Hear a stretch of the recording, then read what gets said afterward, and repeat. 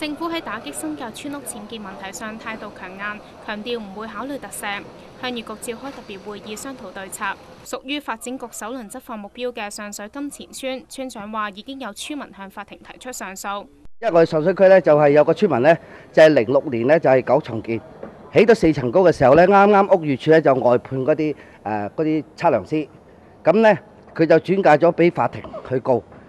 第二次上庭，今日因為我哋已經今日開呢個鄉議局個大會呢，就將呢個個案呢就俾鄉議局處理。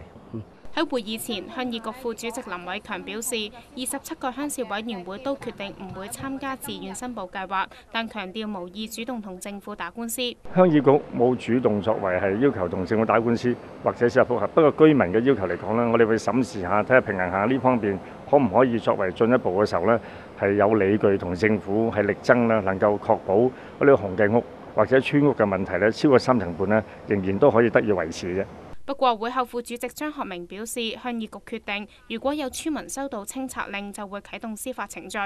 另外，18鄉鄉事委員會主席梁福元表示，新界27鄉會成立保衛家園行動小組，統一居民嘅行動。又話，如果政府強行清拆，唔排除有流血衝突。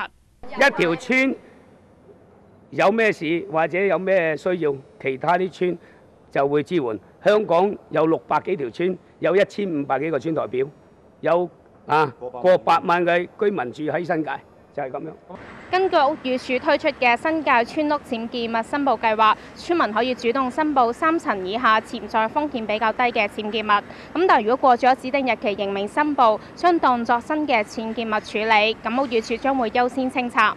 香港寬頻電視記者洪欣報道。